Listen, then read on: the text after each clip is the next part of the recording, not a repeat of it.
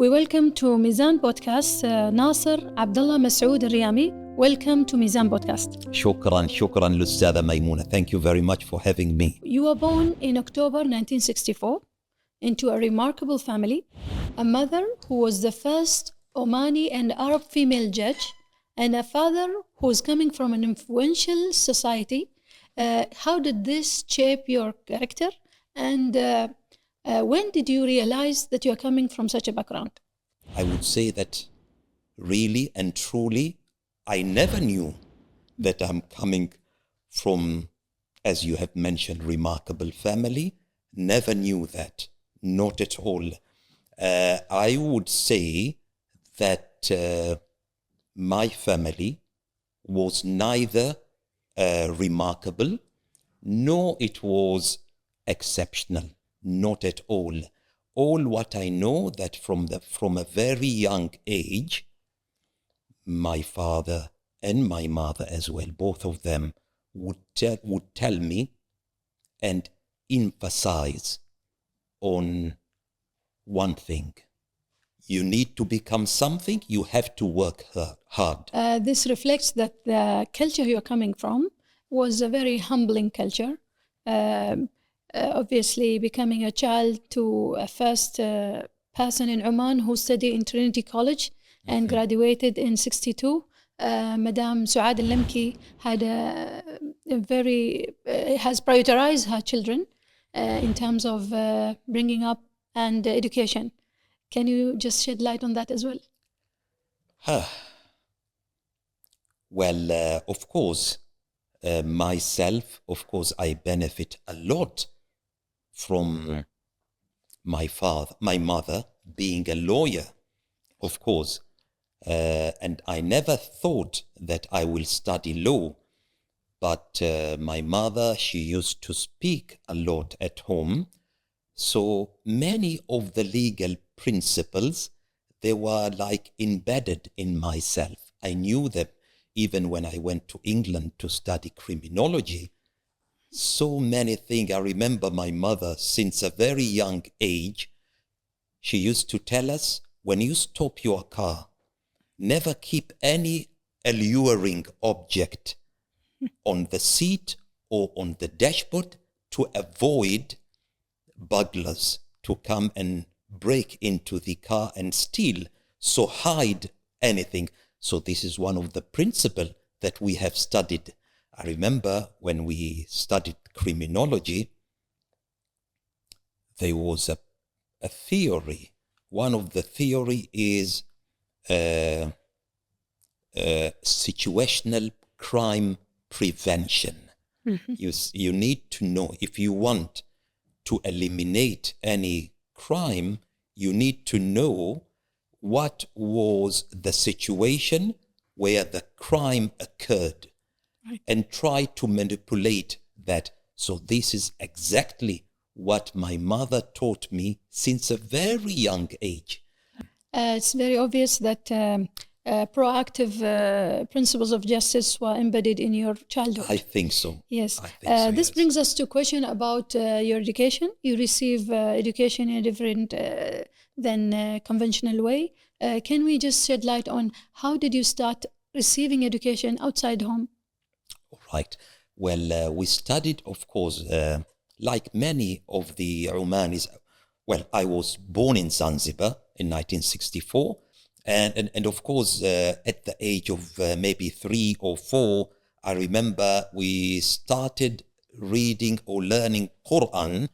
There was an imam of the nearby masjid near our place. We used to live in Stone Town. So the nearest masjid was Al-Mandhari Mosque.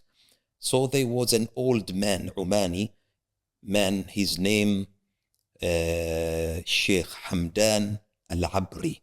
I think Hamdan bin Ali. So he used to come to my place, to our house, and teach us the basics of Quran, basic of writing, alphabetical letters, and so on and so forth. And then after that, I was sent by my parent to kindergarten nearby as well. And then immediately after that, we were sent, my family decided that we need to leave Zanzibar. So most of the Omanis, as you are aware, had to leave Zanzibar after what happened in January 1964. So yeah, we went to Egypt, and I started my primary school from grade 1 until grade 5. That was in Cairo. And after that, we came to Oman 1975. It's very interesting that you cross continents in order to receive your education. Indeed. And this reflected diversity very early in your age and in your culture. For example, in Stone Town, people speak Zanzibari or Swahili. And then you receive your personal tutor to teach you Islam and Quran in Arabic in the middle of Stone Town. Yes. Later on, going back to Egypt, which is purely Arabic, and then coming to Oman. How did that shape Nasser Al-Riyami? Well, in fact, even more than that, if you think that this diversity, not only Zanzibar and Cairo and Oman, but also United Arab Emirates, and where I completed my secondary school in United Arab Emirates, and then to Cairo again, where I joined the university. Well, I think, yes, this diversity, of course, it's very important, not only the academic knowledge, but also the diversity of people, the diversity of language, the diversity of culture. All this diversification, of course, will shape by means or another. I don't have any, well, I would say maybe how to deal with people. Many would, for example, we had a lot of Omani friends when we went to the university. So they would just go and mingle with Omanis. While when I was there, I used to mingle with the Egyptians. Why? Because I knew them very well from a very young age. I used to mingle with Jordanians, with Palestinians. Why? Because I knew them very well when I was in Abu Dhabi. Right. So I think, yeah, of course, this diversification, of course, it really shapes his life, his way of dealing with people, to understand better different backgrounds. Right. Not only dealing with Omanis, but with different people. I think it does help. As a young man, after receiving all this multiple culturals, cross-cultural very early in your age, you had to go for your scholarship for undergraduate studies to Egypt. Why law specifically? Well, I remember from a very young age, I remember my mother, because she's a lawyer, she was telling myself and my sister, I wish one of you study law and the others take medicine. So I used to,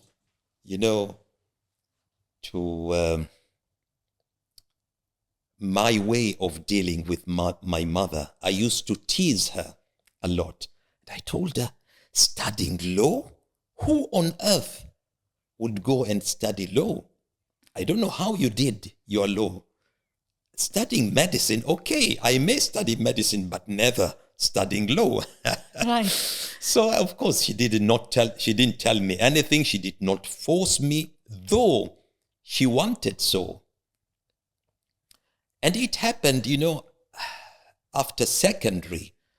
after completing my secondary school, that when you go to Ba'athat, the Department of Scholarships, yeah, here in Oman, in the Ministry of Education those days, in 1984, you have to write 3 different... preferences, 3 different specialization, and then the government will choose one, or rather the Department of Scholarships. So I wrote number 1, political science, because I wanted to become ambassador. Right. Why is that? Why is that? Because you know what happened? From a very young age, I was telling my mother, telling her, you know, I wish that my wife, future wife, to be only sitting at home. I don't like a working woman. Why that? And I told her some of this theory that I read. Oh, to sit at home and take care of the children and educate the children. So she told me, she didn't, of course, say that is not true. She told me, okay, then you need to study well and to become an ambassador like your uncle. Right. Those days, my uncle Ahmed was an ambassador in Germany. And we visited him, and I saw the way he lives, and I liked, wow, this is a good, a posh life, which I really like. Right. So she told me. Which year was that? That was 1979. Yes. 79. It was a summer vacation. We went to Germany and some other European countries. So she told me, you need to study well, so you can afford keeping your wife at home, not to help you. So since those days, I wanted to study political science. And before political science, I wanted to become a pilot. Since a very early age, maybe at the age of 6, I wanted to become a pilot. And then my auntie Sharifa told me, pilot? Do you mean to become a bus driver? I told her, no, pilot. She'd say, pilot is just like a bus driver. And then I changed. But just on the air. You were just on the air, not on the ground. So I said, okay, then I'll study aeronautical engineering. That's so advanced at that point of time. So my first choice was political science. My second choice was aeronautical engineering. And then I came at the third choice. What shall I write? What shall I write? And then my brother, Muhammad, he was working in the police, Liwa Muhammad. Some of you maybe know him. Yes, very well. Those days he was at the rank of Muqaddam. Right. Okay? So he told me, write the third option, write law. The government needs lawyers. So I said, okay, it's a third choice. Let me write it, just feeling. So your first choice was political science. And second choice is scientific. Aeronautical engineering. Right. And third was law. Law. So the last choice. And then it came law, to study law. After that, the Department of Scholarship chose law for me. And not only law, but Ain Shams University in Cairo. And I knew that the standard, Ain Shams is very difficult university. Even the percentage of students that pass in this university is very low. And my brother Muhammad told me, if you study, you'll become one of those who constitute the low percentage of pass. Alhamdulillah, that happened. And Alhamdulillah, I went, though when I went to Cairo, it was very late. You know that when the students are sent by the Department of Scholarship, you are sent into groups. Yes. So I was the final group. Yes, you are in batches. In batches, you are right. So I was the final batch that arrived in Cairo 7th of December, 1984, which is about only 4 weeks, little bit less than 4 weeks before the midterm. Right. Because usually the academic year starts in September. In September, that's right, yeah. So I missed a lot of lectures. Many of my colleagues were really desperate. So I remember after we have arrived, let us say 2 weeks later, normally our club, we had a club in Cairo club for Omani students. Yes, it's a very popular It's a social club. and active one. Yes, in Cairo, in Jordan, in so many of Arabian countries, even in Europe, even in England. So they normally organize a trip for the 2 weeks holiday between the two terms, which is normally in beginning of January or so. So I remember there was an advert, a trip to Spain and Portugal. So my friends, Yalla Nasser, will you be going to Spain with us? I told him, what, going to Spain? And we have just arrived in Cairo. I have to sit here and try to do whatever I can do. Oh, come on, Nasser, what would you do? You have lost almost 3 months. Yes, September, October, November, December, more than 3 months. We will fail. No doubt on that. I told him, well, I cannot accept this principle, and I'll sit here in Cairo and I'll try to do my best, and inshallah I'll pass. Right. So they went to Spain and Portugal, and that particular person who told me that we will fail, of course he failed. He repeated the year, and alhamdulillah I passed. Okay, so no failure to with launch. the blessing of God, Okay. with the blessing of Allah, of course. Nothing from myself, but I tried, and alhamdulillah I managed. I think After that's it, yeah. successful launch of your undergraduate studies, you came back to Oman with ambitions to join the workforce in Oman.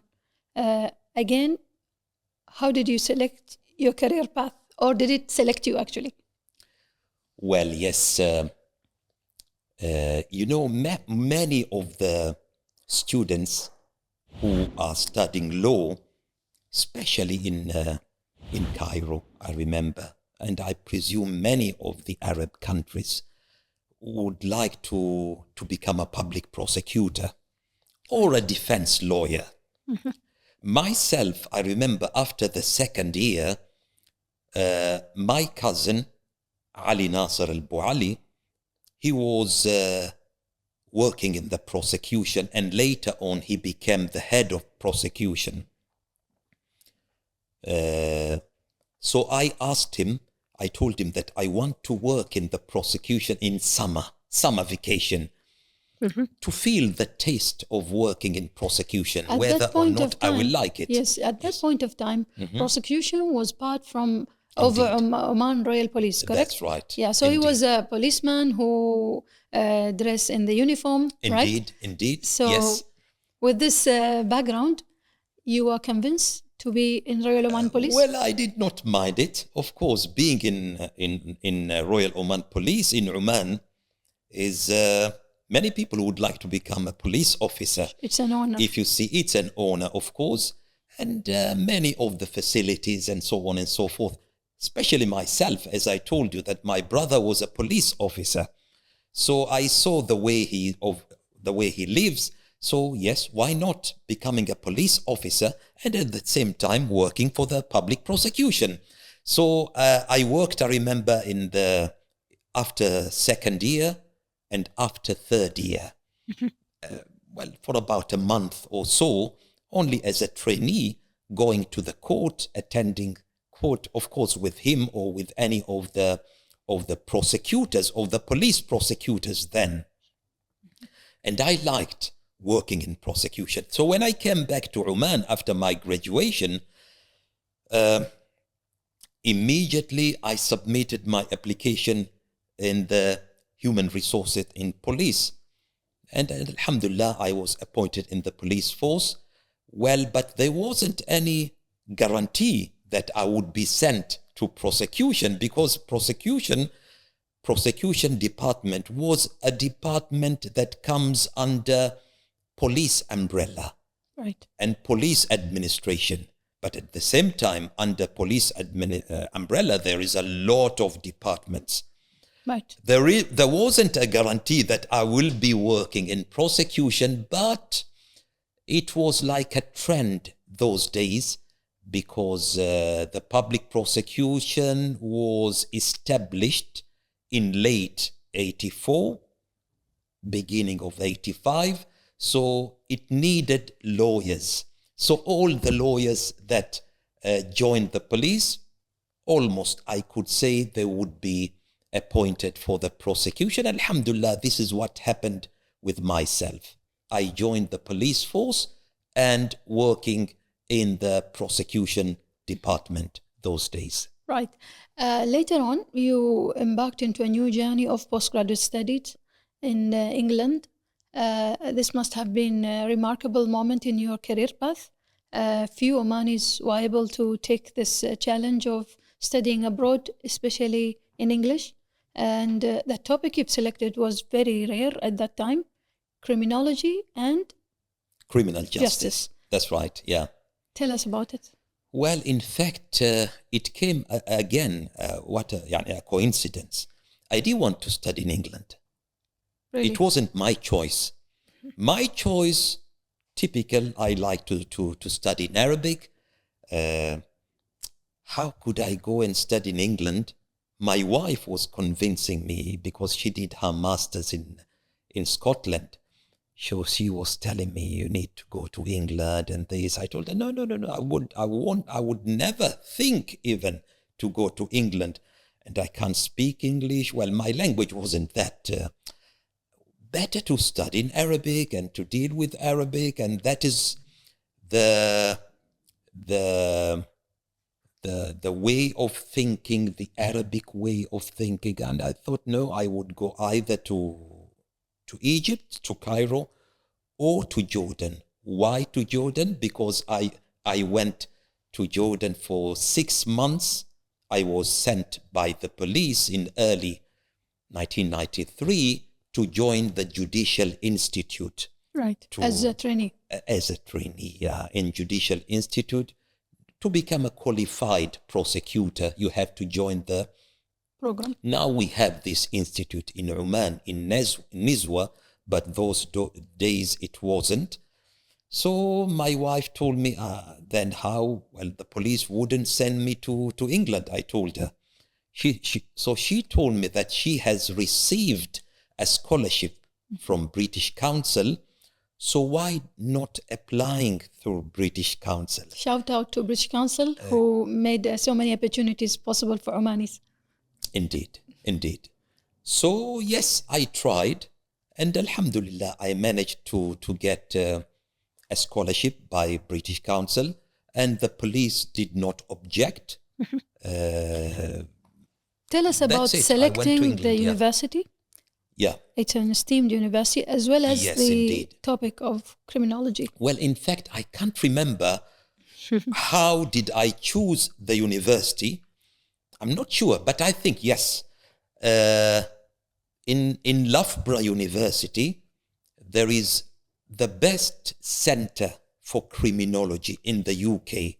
They call it the Midlands Center for Criminology, and I'm not sure whether in criminology, I think just for criminology. And that was the best center in the UK that teaches the subject of criminology. I can't remember, but I'm sure it was my wife. It will be she.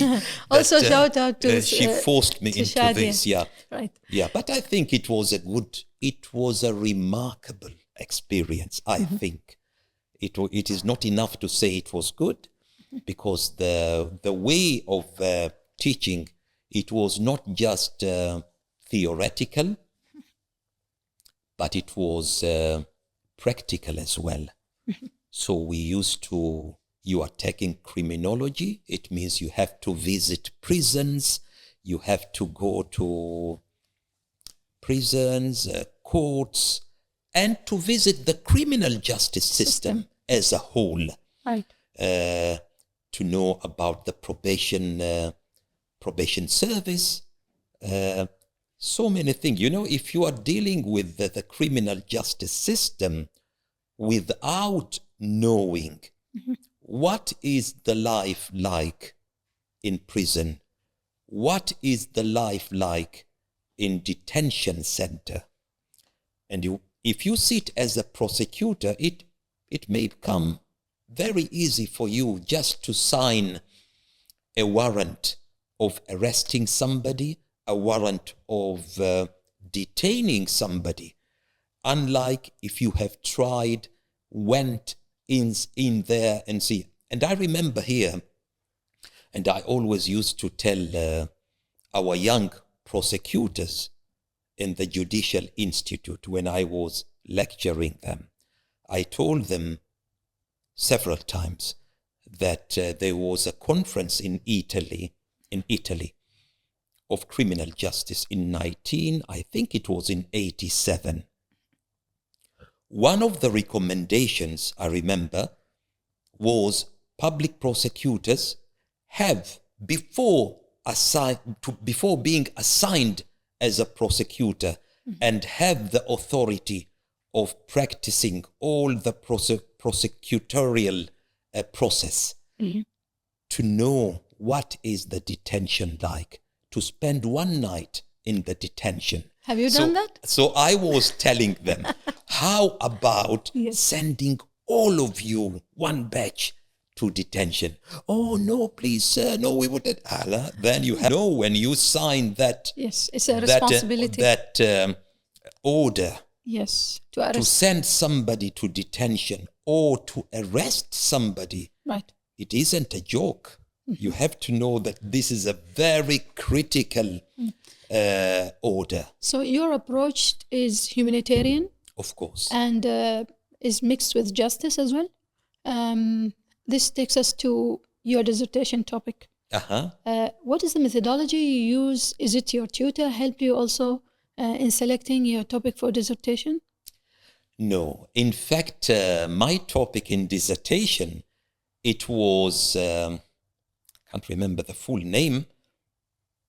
Yes, it was the case for an independent prosecution service in Oman. And then the subtitle, I remember, it was the removal of prosecution process from the Royal Oman Police. That is your topic. Indeed. Right. Why have I chosen this topic? In 1996, you know that we had our first basic statute of the state in 1996, which is basically the constitution of the country. Yes. So I remember Article 64, it clearly mentioned that there would be a prosecution authority, and I think it mentioned that it is a judicial body. Judicial body which is independent and ensure split of powers. Indeed, indeed. Right. So, of course, we all knew that prosecution process would be split, would come out from the umbrella of the police, and there would be an independent judicial body for the public prosecution. So I thought, what dissertation to write? I said to my colleague, and I salute him from here, Hamid Abdullah Al-Jabri. We did masters together, and we used to work together in the prosecution. So I told him, Abdullah, I need to write on something that would be of benefit for the Royal Oman Police, and of course of benefit for my country. What would it be? He told me, how about he told me that I have chosen already my topic, which is the criminal situation. I remember very well. He told me that I've chosen the criminal situation in Oman. I told him that is a good topic. I want something like that the government would benefit. And then I came with this. I thought, why not? Especially, by the way, that in the UK, and to be more specific, in England and Wales, the prosecution, as it was in Oman before 1986, it was the establishment in the UK, in England and Wales, the establishment of Scotland Yard. CPS, Criminal Prosecution Service. Right. The CPS, in abbreviation. CPS, the Criminal Prosecution Service. It was established just in 1986.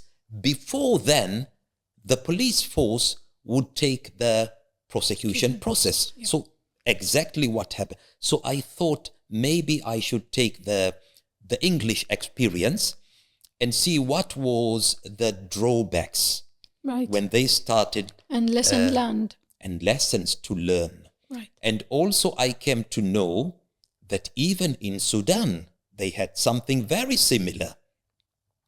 Though it was not similar exactly like the system in the UK or in England and Wales. So I thought, okay, let me see what was the drawbacks. And I started visiting the police forces, interviewing many of the police commissioners.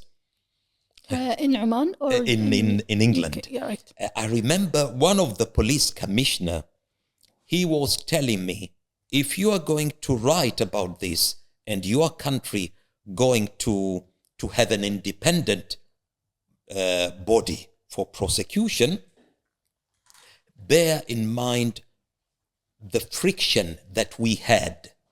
He was telling me the friction that we had between the prosecutors and the police officers.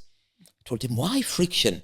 He was telling me that, or rather he told me that we were, as police force, we were doing the inquiry, deciding to arrest the offenders, investigating with the offenders, and then the case would be referred to the CPS, Crown Prosecution Service, to decide on the matter, okay, or rather to decide to prosecute. To trial the person. And yes, but the prosecutor would decide to discontinue the case. He was telling me there was a lot of friction, and myself personally, he was telling me, and he's a police commissioner, the head of the police, one of the police forces, because in England, it is not like in Oman you have one police force. No, in England they had something like, can't remember, 35 police forces. Yes. And each police force is headed by a police commissioner. Right. So he was telling me, we used to perceive the new independent prosecution, which is the CPS, we didn't see them as Crown Prosecution Service, but CPS we used to say Criminal Protection Service. Really? Because these prosecutors, the young prosecutors, they used to protect the criminals by deciding not to prosecute. Right. So I thought, this is what I want. How did you solve this problem? Of course, a lot of procedure. And I incorporated this in my studies. And immediately after I returned to Oman, I got the opportunity to sit with the Inspector General of Police here in Oman. And I told him about the friction. And that was just before our new prosecution became an independent body. Right. Yes. This takes us to a very important milestone in the justice system of Oman. You are witness to that. And the metaphor of having the uniform of a policeman doing prosecution services into becoming a civil servant. Prosecution. Prosecution. Right. Yes. Could you describe that milestone, major one that is in constitutional manner? It's a so important thing to ensure justice is served independently from the police. Yes, indeed. You know what? It is a culture of our people in Oman.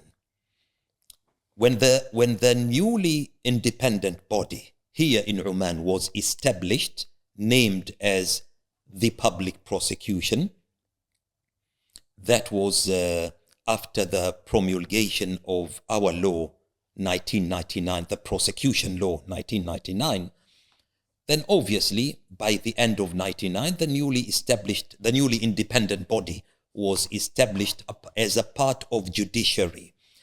So, but mind you, then I was not in the police prosecution. Since 1997, I was transferred from the police prosecution, if I may say, to the Directorate General of Passports and Passport and Residency. Sorry, Director General of Passport and Resident. So I was moved to that. Again, this is under the umbrella of police, and that is under the umbrella of police. When the newly established body was established, that was in late 1999, I was the head of legal in to the short name we could say immigration. Right. Directorate instead of Directorate General of Passports and Resident, we could say. So I was the head of legal in the immigration department. And later on in 2004, the Attorney General called me and told me, Nasser, it is enough. You are not meant to stay as a police officer. You are a legal person. This is your place. And I remember those days I was just promoted to a higher rank. And I told him, I'm not even... ما شبعت من الرتبة. Not even I didn't have enough. What was that rank? Right. I told him I didn't have enough of this rank. He told me, leave the ranks. This is your place. And this prosecutor is the first Omani Attorney General, or the second one, not Abu Ali, not Ali Nasser. It was Sheikh Hussein, and I salute him from here, Sheikh Hussein Al-Hilali.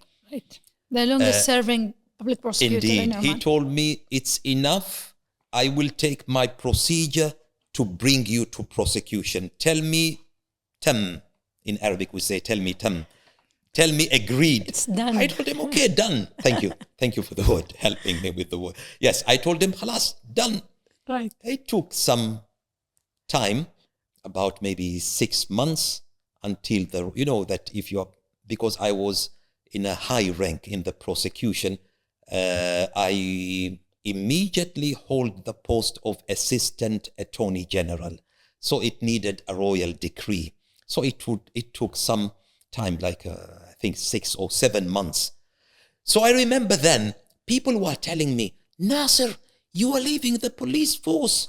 You will not have uniform anymore. I told him, okay, I'm leaving the police force, but I'm going to public prosecution. Right. It's a judicial body. I remember one of them was telling me, what do you mean judicial body? What rank is that? I told him, no ranks at all. No ranks whatsoever. No rank? Oh, such a pity. Like you've sacrificed. So it is and alhamdulillah, moving to the new independent body, I would say the transition went very smooth. We didn't have the friction which the system in England and Wales had. Maybe because I took the recommend. Of course, I had to give some recommendation. I remember one of the recommendations. This was very helpful to avoid any frictions. My recommendation, which is again not from my thought, but it is from the system in England and Wales, they said whenever they agreed between the police force and the prosecution, please prosecution, whenever you decide to discontinue the case, we need to sit together and discuss on the case. Maybe I may convince you as a police officer that I did the investigation. Either I'll convince you or you will convince me. So not depend on the paperwork. Not at all. Separately. Not depending. So one of the recommendations that I recommended was we need to do one big committee here in Muscat and in all the regional prosecution, which it was in every wilayat almost, they would have a small office of prosecution that you have to work closely with the police, not to work as, of course, you are independent, but it won't touch the independence by discussing with the police officer that dealt with the case from the very early beginning. Yes, because this eventually will serve justice. So I think the transition was very smooth.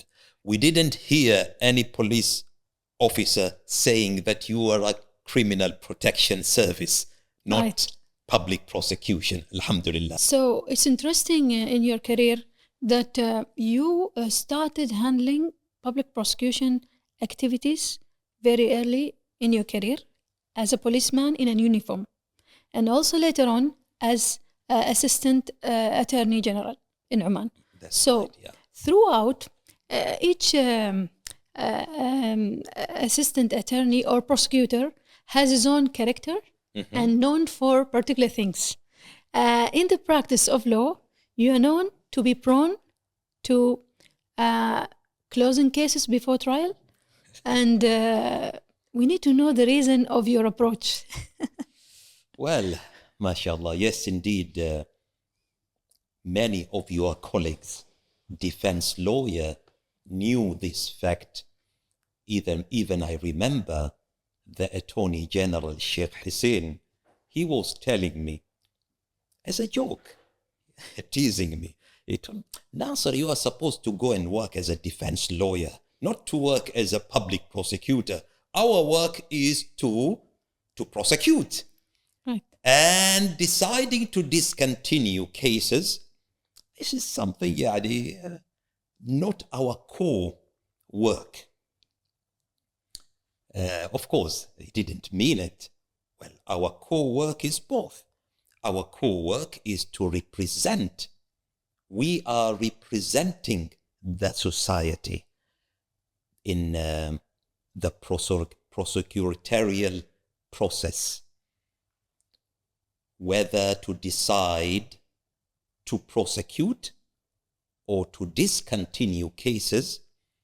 We bear in mind the public interest.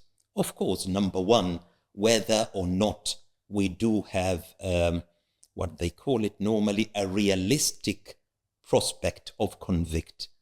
It means if I feel that this particular case, he will be acquitted from the court, of course I will decide to discontinue the case. Why? Because I do not have a realistic prospect of convict. That is number one. Number two, whether or not it is in the public interest. It is not really enough that somebody committed an offense. And this I remember very well. The very first day when I joined the criminology in England. So I remember we had a lecturer who happened to be a judge. She was a judge and she came to lecture us in, I can't remember what was the subject, but he gave us, I don't know if the time allows. Yes, please. I just want to give you a short example. She told us, if you go to a train station to buy your ticket, all right, going from a place to another, from a city to another city, and before buying the ticket, a friend of yours was just off from the train, just arrived in that city that you are about to leave, and he told you, Nasser, don't buy ticket. I have this ticket, and it is to the same city that you are going. You are going to Portsmouth, aren't you? for example. Yes, I'm going, okay, take this ticket. Would you accept it? Would you take it? And then he started asking our colleagues. I remember we were about 30 students in the master's degree. And I kept on thinking, what shall I reply? When it came my turn, would you accept it, Nasser? Would you take the ticket? Would you use a ticket that you did not buy? And you know that that particular ticket is already used. So if you use it, it is like a crime. Right. You are using a crime against the, let us say, the authority that runs the metros or the transportation, trains. yes. Transportation, yeah. So I remember I told this judge, I remember her name was Judith. I told her I will definitely use it. I told her before taking the ticket or before answering whether or not I'll take the ticket, I would ask you, is there any chance that I'll be caught? Right. She told me no, there won't be any chance because there isn't a single cancellation. That it was, let us say, normally they would punch in the past, the ticket that was already used. So the ticket, it is as new. So I told her there isn't any chance that I'll be caught. There isn't any chance. I told her I'll definitely use it. And then the final, she said what? She said that many of you said that they will use, and some of you said they wouldn't use it. But this is to prove that any of us from time to time could become an offender. Right, potential. Nasser, by using that ticket, you have to admit that you have committed an offense. I told her, yes, I did, but nobody will catch me. Right. So I remember, so this was a lesson to me that an offender is not an evil. We have to deal with him as a human that may make a mistake. So it's a combination of human consideration. Indeed, 100%. Realistic approach to society behavior. Of course. Right. And definitely. And probably this takes me to Oman context. You thought and still believe that some of the process in the prosecution are sufficient for not trialing the person? For trying the person? Not trial. Of course. Well, now they are sufficient. But we were talking, you were asking me before about the discontinuance of cases. That's why I gave you the case of our tutor, Judith, the judge. So I said that when we decide whether to prosecute or not to prosecute, we have to bear in mind the all these circumstances. The context. And to decide whether he deserved to be prosecuted and then he deserved to be sent to prison, yes or no. So I remember, yes, I was leaning towards deciding to discontinue cases. And I remember in the early 1989, after I joined Royal Oman Police, few months after that, because I joined the force at the late 88. So I had a case which I thought it is not really in the public interest to send those youngsters to the court first and then to prison. So you strike a balance between the conviction system and the circumstances of those individuals. Of course, 100%. That is what it is called in Arabic, مبدأ الملائمة. Yeah. It's a principle of public interest. Right. Whether or not deciding to prosecute the appropriate Mr. X, who has used that used ticket, all right? Is it really in the public interest? This particular person, if I decide to prosecute, he will be convicted, he will be sent to prison, he will lose his job. Right. Does it worth? Is it in the public interest for this particular person to lose his post, his work, and to become a burden on the society, burden on the government as well? Because he will have a criminal record, Indeed, a conviction too 100%. early. Right, and he will have inmates that he will have to interact with. Indeed. So this particular case, it was the first case.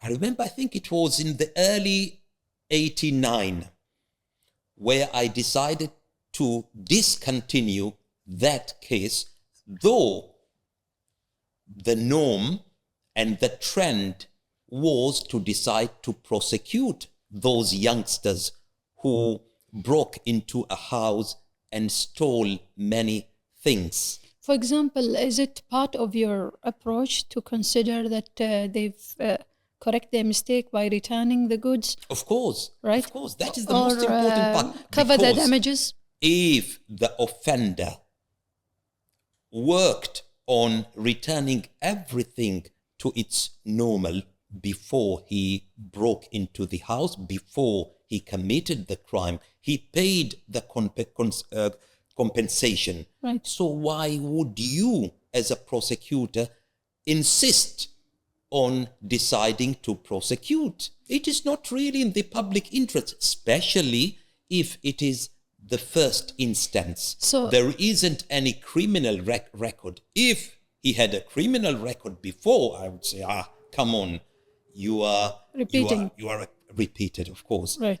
Okay. Then, but no, his criminal record it's is a first clear. timer, right? It was just his first. So this Zallat qadam, we would say in Arabic. It's a slip of a moment, step, yes, of a step or something like that. As you said in the beginning of our podcast, that some criminals become situational criminals because Indeed. some situation allowed or opportunities that made them commit such crime. 100%. Right. There was an opportunity for him to commit the crime. Why?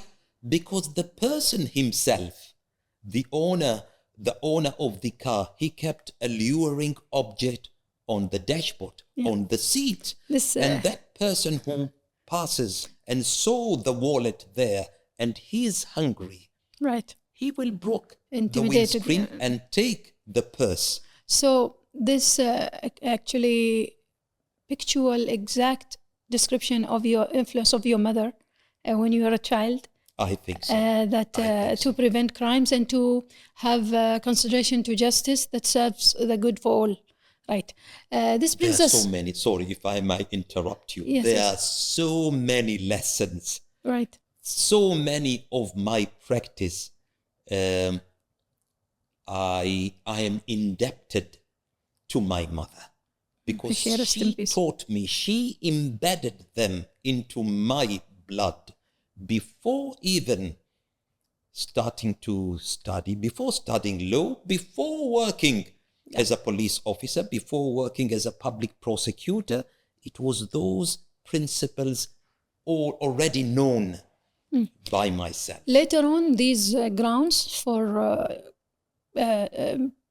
closing cases before trial or prosecution were used by other colleagues and follow your steps, right? Indeed. Because it was a very unique way of deciding not to prosecute.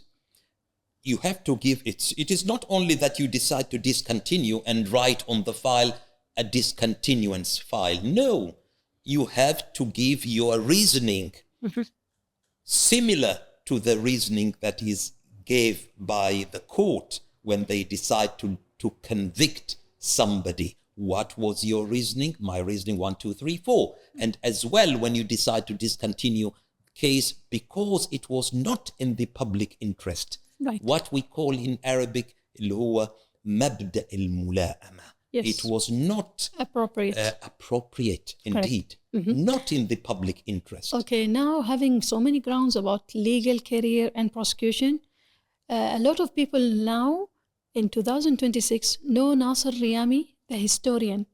Okay, this happens because you have the investigative talents that take you also to embark into history.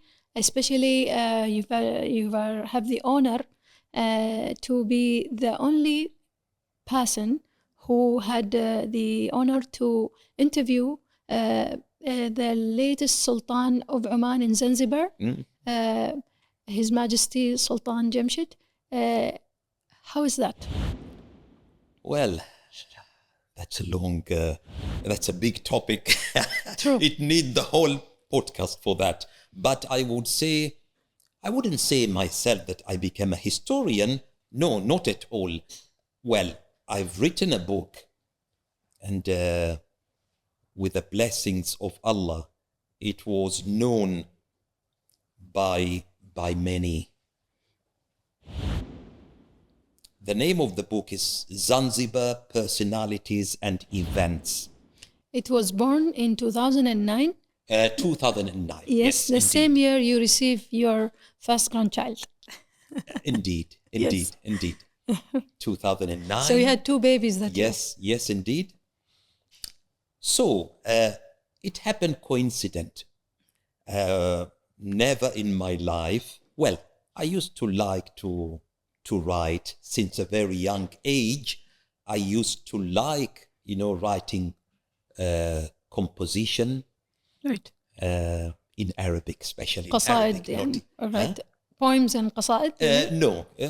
Just موضوع تعبير. Right. Composition, I think it's called. Expressions.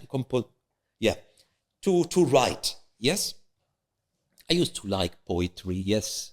Poets when I was very young age. Not anymore now. So I thought this particular history of Oman in Zanzibar, I thought it was not well known by the public. And I thought I have many to share. I have a lot to share. From a very young age, I used to like to accompany old people. My father, of course, whenever he goes, I would go with him and hear him talking to his peers. And after my father passed away, he passed away when I was in just 17 years of age. So after that, my father's friends became my friend. Yeah. Even when I got married to my wife, she was asking me, how come all your friends are old? Seniors. But I told her, if you want to gain anything in life, then you have to stick and go with these old people. You will gain a lot from them. By talking to these old people, I came to know a lot of history. All right? And I thought this history is not conveyed to the public. Nobody knows about this history. Many people do not know about the history of Oman in East Africa. Right. And I keep on hearing strange topics. People are saying things with no knowledge. Well, you Omanis, you did this in East Africa, you did this, you did that.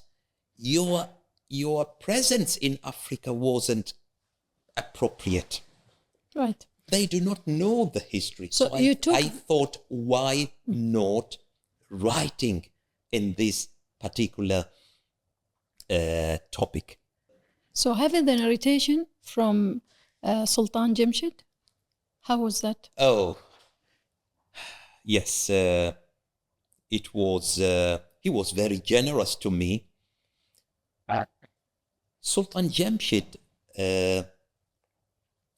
he didn't like talking to media. Not at all.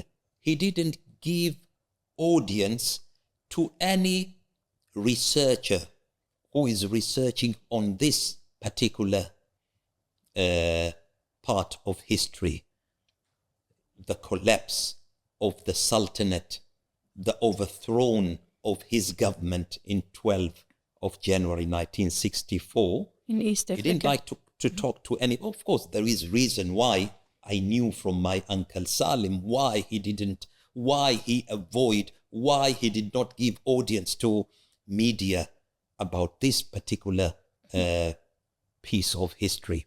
So when I was writing, I remember when I started writing on this topic, that was, I think in 2001. Yes, 2001. And I asked Ammi Salim later on in 2005, I told him, I think it's high time now to interview Sultan Jamshid. I want to know. And he told me, Uncle Salim, I remember, he told me, but why would you like to interview him? He was a constitutional monarch. He did not interfere into politics and this. I told him, I know that, but I wanted to know the piece of history when he left his palace to leave the country immediately after his government was overthrown, because I heard a lot of mixing stories that I feel is not correct. So he told me that he doesn't like to sit. I told him, I count on you. You are his friend. You are his personal friend. You are very close to him. So please talk to him. So, and alhamdulillah, yani, Sultan Jamshid, he was very kind. He used to receive us. Right. Whenever I go to England, I have to make a point to go to Portsmouth and greet him. But I wouldn't dare to ask him that I want to interview you, because I know that he doesn't like that. So Uncle Salim talked to Sultan Jamshid and told him that. So he told me, Sheikh Salim, you know that I don't. But he told him, this is your son. He is a son of your closest friend. Because in fact, I didn't tell you that my father was one of the very close friend to Sultan, since they are in the same age. Since both of them were very young, they used to play bicycle. They used to, after they grown up, a lot of things they used to play together. They used to like boxing. They used to like many things about car racing, so and having so on and so to forth. meet him, did you have to meet him? I did. Multiple times, or was it? Well, I met him only once. Right. So after Ammi Salim, Uncle Salim managed to convince him, managed to get the approval, and Ammi Salim told me, "Khalas, Mabruk, Sultan Jamshid congratulate you. is accepted to sit with you." Short after that, soon after that, my Uncle Salim died. Oh, I see. Wow, died before the interview. So I had to call him, to make a phone call and ask him, I think you had an agreement with Ammi Salim before he passed away? Regarding what? I told him regarding an interview. No. Yes. Come on, Nasser, come anytime. Right. I told him, okay, give me an appointment. And he was very kind. He gave me an appointment. I remember it was in April. I can't remember. You'll find it in the book. So April 2006, I went to meet him in Portsmouth, sat with him, and he told me exactly what happened and how he left his palace, heading to where, and all the details that I mentioned in the book. So this valuable starting point of taking the narration from the late Sultan of Zanzibar, and have you recorded by taking notes, or what was the method? My cousin Saeed, who is much older than me, told me, never take a tape recorder with you. Really? Even not a single paper, just sit and concentrate. Really? He told me he wouldn't like, because he knows him very well. He goes, my cousin, he has a house. Register all these events and details. We were two, both of us. Right. And he gave us all the details. What happened exactly immediately after leaving his place. I sat with my cousin and noting down. He said, add this, add that. And of course, my cousin Saeed knows this particular part. Now the book is in edition 3 with a very valuable inputs. Edition 3, yeah, that's right, yeah. And 2 editions were made during his life. His of Sultan Jamshid life. Yes, no, the 3 of them. Right, all 3. Of course, yes. Yeah, so take us to how this book made Nasser the historian, and then also having the book translated into many languages. Again, I would repeat, I'm not a historian. That's a big word. That's a big term. Having such a... that I can't carry. It's a reference book. But I tried, and it happened that the book was very well received. It was very well received, number 1, by His Majesty, the late Sultan Qaboos. You made a interesting preface for the edition. Yes, alhamdulillah. Indeed. That he recognized the support. Because, many people tried to discourage me, telling me, Nasser, how would you dare to write on such a topic? Why is that? I told him, this is a history. You are writing about a collapse of the Sultanate Zanzibar. I told him, so what?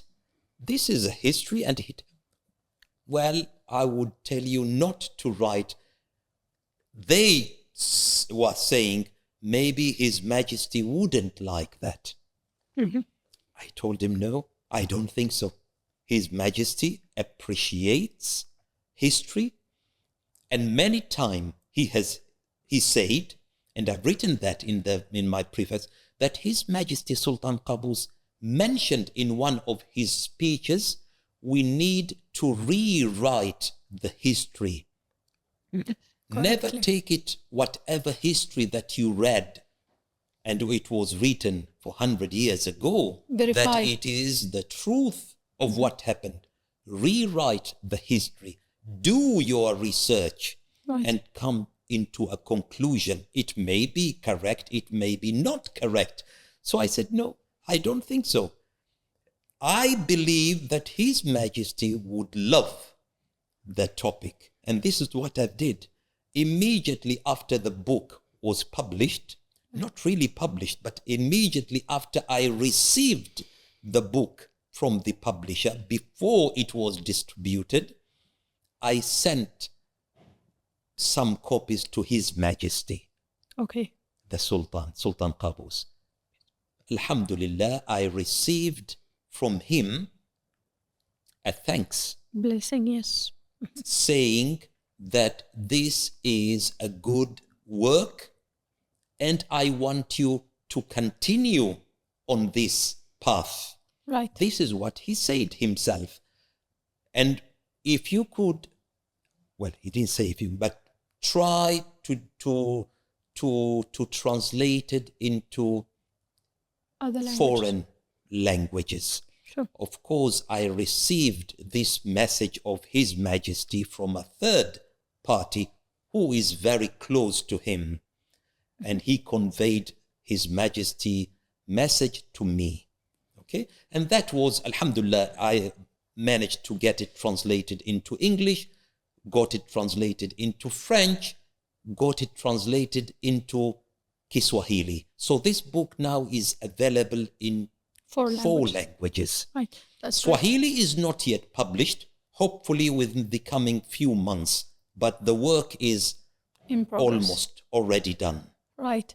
This takes us to, speaking of publishing and science and knowledge, you are known now to be an expert in human rights in a regional level, as the first Omani or the only Omani that is practicing human rights, human trafficking training. Oh, yeah. Right? Human trafficking. Training. When did this career path start?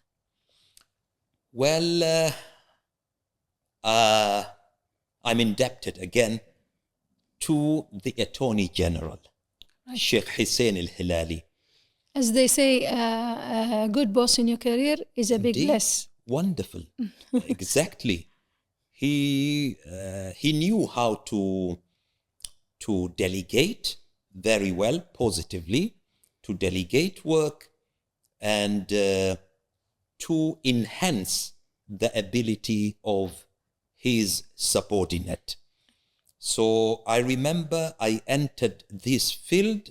I don't know what happened, why he thought that I will like this or I will manage to do something in this particular field.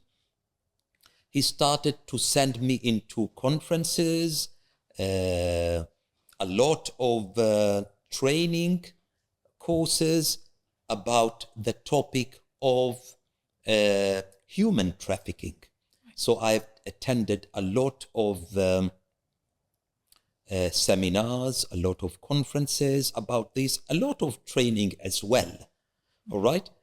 And then he assigned me as the head of this department, the department that deals with human trafficking cases within the prosecution. And that was, I think, in 2015, something like that. Yes. All right? And I used to work closely with the UNODC, United Nations Office for Drugs and Crime. Combating. Indeed. Within the GCC country. And they are stationed in Abu Dhabi. All right? So we used to do many work together, of course, under the umbrella of public prosecution, under the knowledge of the Attorney General. So when I was retired in 2020, the head of the UNODC of GCC country stationed in Abu Dhabi, I remember that day he called me. He told me, Nasser, now since you have retired, I think it is high time now to make our relation contractual relation. Right, this regards to Dr. Hatem. Indeed, indeed. Right. So he told me, check your email. I've sent you a contract. If you accept it, sign it and send it back to me. I read it, signed it, sent it back to him. And we started since 2020 to work on human trafficking with the GCC countries. On a capacity building level, right? Training and capacity building. Indeed, indeed. So we used to do training for judges in different GCC country, judges, public prosecutors, police officers, lawyers, defense lawyers, yes, and border, these people who are working Officers. in the border authority, something like that. Right. So we would go, some of the training would be by attending, okay? And some of them would be a virtual training via this internet. Right. Yeah. Okay. To whom Nasser Al-Riyami owes his success? Oh, mashallah. To whom I owe my success? Well, I didn't accept that. But I think many people, I would say, I owe them for this, I wouldn't say success, but for whatever I have achieved. I would start that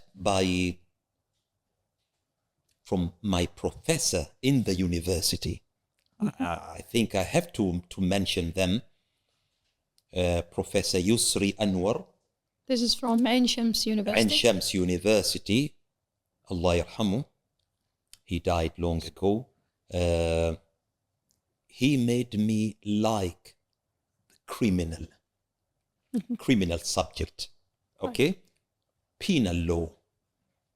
Criminal procedures law. All right? really, the way of teaching, he would teach with a laugh, with examples, with a bit of comedy when he does his lecture. So really, so many I remember of our peers used to love him, used to make a point to attend his lectures. You know, in Egypt, you wouldn't attend all the lectures, yeah? Right. But with Yusri Anwar, You don't Professor miss one. Yusri, never. I've never missed his lectures. Right. Also, I remember my tutor. Strange enough, I'm still in contact with him, Professor Taha Awad. Right. Taha Awad Ghazi. So But I'm from still Egypt. in contact with him. Whenever I go to Cairo, I have to go to the university and greet him. Well, I've gained a lot from him. And when I came to Oman and started working, of course, Ali bin Nasser Al-Buali, I cannot not to mention him. Okay? Of course, I gained a lot from him. Ali Nasser Al-Buali. Also, Sayyid Saeed bin Hilal Al-Busaidi. Ali Nasser, he was the head of Public Prosecution since we were in the Royal Oman Police. And also when prosecution became an independent judicial body, he was the first Attorney General. Yes? So really, I'm indebted to him. And also Sayyid Saeed bin Hilal al-Busaidi, he was the head of the criminal court those days, yeah. Of course, I'm indebted to, of course, my mother. I cannot miss my mother in general life. If you are talking about my career, so it means since a very early stage. I wish I could mention my father, but you said a career life. Then career life would be my mother. Yes. My father, many people, when they see me, they would say, you are typical like your dad. Like father, the way like you son. speak, the way you speak, the way you talk, the way you receive people with a smile. They used to say, this is your dad. This is Abdullah Masood. We see him now. And when we come to profession life, they would tell me, this is Su'ad al-Lamki. We can see her in, but of course I cannot claim that I'm like her. Never. She was, mashallah, you know her very well. Yes. A legendary woman. Yeah. I wish I could achieve even quarter of what she has achieved. So I think, yes, and of course my brother, I cannot close this topic without mentioning him. Why? First of all, because of he, I've written my third choice to study law. He told me, write your third choice, law. And I thought, okay, third law, nobody would choose the third choice. Yes. So he, in fact, encouraged me to study law, encouraged me, and also since a very young stage of my life, when I was very young in secondary or even before secondary, taking me together with him into police station and see those people, how they work and how they behave, how they deal with offenders. I came to know about this particular area in a very young age. So, of course, I have to thank my brother, Liwa Muhammad Al-Riyami. And who else? I think I'm afraid that I may forget somebody and he will get mad of me. Not at all. But to say these are few, not all. Yes, of course. Yes? We wrap up our podcast by asking, what's on future? Oh, in future, yes. Future, I would say, another book is coming on the way. Right. So hopefully that would be part of future. But of course, future would be... Is it also covering history of Oman in East Africa? Well, it's going to be a memoirs. Right. Interesting. A memoirs. And I've been working on that since I left the public prosecution. And I thought, let me write my memoirs. And strange enough, this notion of writing a memoirs came to my mind since about 1997. As early as that? I read a book about who was written, authored by a public prosecutor, يوميات نائب في الأرياف. Right. I'm trying to just recall who's the writer. The writer, I can't remember that, the very well known writer. We'll put it in our post. The very known writer who was a public prosecutor.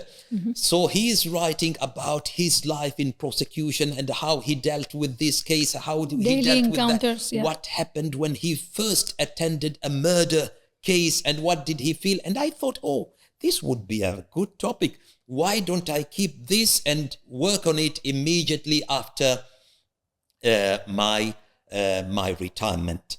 The initial thought was to write about my... it was by the legendary writer Tawfiq al-Hakim. Tawfiq al-Hakim, exactly, yes. Exactly. Okay. Tawfiq al-Hakim, he started his career as a public prosecutor. Wow. And then he became the well-known writer, and he gained the Nobel Prize of intellectual in this. So I thought about this, that I'm going to talk about my personal life, maybe one chapter, and then to leave the other chapters about my what do you call it, العمل الفني, technical work, my technical life, right? My Definitely. Career as a public prosecutor. It is archiving of a very important time era in Oman's justice system. Since we did not then, when I started working in the prosecution, 1988, we did not have then the Criminal Procedures Act, Criminal Procedures Law. Right. It wasn't enacted yet. So really difficult to work.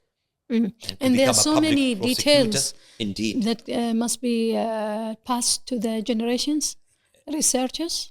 Indeed. And as a leader in this sector, we are not surprised to know how did these prosecutors work, right, without law, without criminal. Well, we had the penal code, yes, we had the penal code since 1974, but we did not have the criminal procedures law, which it was promulgated in 1999.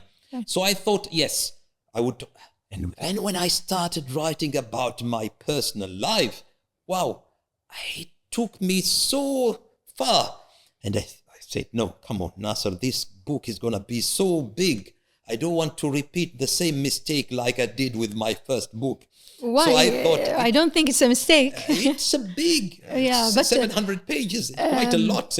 Well, actually, this is the best wrap-up for the podcast. Speaking of legendary people like Tawfiq al-Hakim, having the to record and archive the legacy of Oman era injustice in the 1970 onwards is a very important human and cultural and historical work that we look forward to meet you again to discuss. No matter how big it is, I think all our audience will be just interested and curious to hear the history from someone like Nasser Al-Riyami. Thank you for being here. Thank you for having me. Thank you very much. Thank you.